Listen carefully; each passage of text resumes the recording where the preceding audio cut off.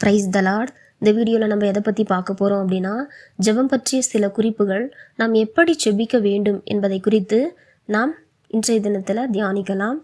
முதலாவது, நாம் எப்படி செபிக்க வேண்டும்? தேவ சித்தத்தின்படி செபிக்க வேண்டும். இரண்டாவது, நாம் எப்படி செபிக்க வேண்டும்? இயேசுவின் நாமத்தினால் செபிக்க வேண்டும். மூன்றாவது, நாம் எப்படி செபிக்க வேண்டும்? ஆயக்காரனை போல் தாழ்மையோடு செபிக்க வேண்டும். நான்காவது, நாம் எப்படி செபிக்க வேண்டும்? இடைவிடாமல் செபிக்க வேண்டும். ஐந்தாவது, நாம் எப்படி செபிக்க வேண்டும் என்றால், எலியாவை போல கருத்தாய் செபிக்க வேண்டும். ஆறாவது, நாம் எப்படி செபிக்க வேண்டும் என்றால், விசுவாசத்தோடு செபிக்க வேண்டும். ஏழாவது, நாம் எப்படி செபிக்க வேண்டும் என்றால், ஆண்டவர் கற்பித்த பரமண்டல ஜெபத்தை சொல்லி நாம் செபிக்க வேண்டும். ஸோ இந்த 7 காரியங்களையும் வேதத்தின் அடிப்படையில் தியானிக்கலாம். ஸோ முதலாவது காரியம், நாம் எப்படி செபிக்க வேண்டும்? தேவ சித்தத்தின்படி செபிக்க வேண்டும் என்பதற்கான வசனத்தை வாசிக்கிறேன். 1 யோவான் 5ஆம் அதிகாரம் 14ஆம் வசனம்.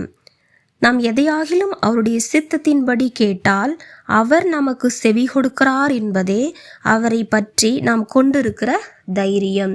ஸோ தேவ சித்தத்தின்படி நாம் செபிக்க வேண்டும். ஸோ இரண்டாவது காரியம், இயேசுவின் நாமத்தினால் செபிக்க வேண்டும்.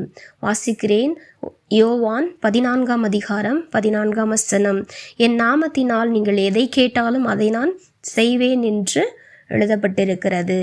ஸோ மூன்றாவது, நாம் எப்படி செபிக்க வேண்டும் என்றால், ஆயக்காரனை போல் தாழ்மையோடு செபிக்க வேண்டும். வாசிக்கிறேன், லூக்கா 18ஆம் அதிகாரம் 13ஆம் வசனம்.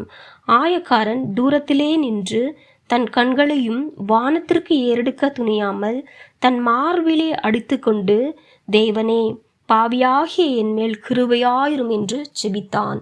ஸோ மூன்றாவது, நாம் எப்படி செபிக்க வேண்டும் என்றால், ஆயக்காரனை போல் தாழ்மையோடு ஜெபிக்க வேண்டும்.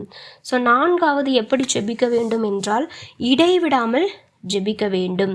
ஸோ 1 தெசலோனிக்கேயர் 5ஆம் அதிகாரம் 17ஆம் வசனம், இடைவிடாமல் ஜெபம் பண்ணுங்கள் என்று எழுதப்பட்டிருக்கிறது.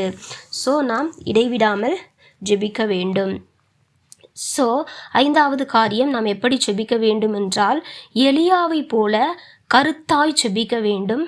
யாக்கோபு 5ஆம் அதிகாரம் 17ஆம் வசனம், எலியா என்பவன் நம்மை போல பாடுள்ள மனுஷனாயிருந்தும் மழை பெய்யாதபடிக்கு கருத்தாய் ஜெபம் பண்ணினான். அப்பொழுது 3 வருஷமும் 6 மாதமும் பூமியின் மேல் மழை பெய்யவில்லை என்று எழுதப்பட்டிருக்கிறது. ஸோ ஆறாவது, எப்படி செபிக்க வேண்டும் என்றால், மார்க்கு 11ஆம் அதிகாரம்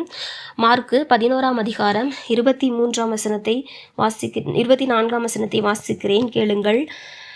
ஆதலால் நீங்கள் ஜெபம் பண்ணும்போது எவைகளை கேட்டுக்கொள்வீர்களோ அவைகளை பெற்றுக்கொள்வோம் என்று விசுவாசியுங்கள், அப்பொழுது அவைகள் உங்களுக்கு உண்டாகும் என்று சொல்கிறேன். 25 வாசிக்கிறேன், கவனமாய் கவனியுங்கள். நீங்கள் நின்று ஜெபம் பண்ணும்போது 24 மட்டும்தான், 24. ஸோ விசுவாசத்தோடு நாம் செபிக்க வேண்டும். ஆறாவது, நாம் எப்படி செபிக்க வேண்டும் என்றால், பரமண்டலம் ஆண்டவர் கற்பித்த ஜெபத்தை சொல்லி நாம் செபிக்க வேண்டும். மத்தேயு எழுதின சுவிசேஷம் 6ஆம் அதிகாரம் 9ஆம் வசனம்.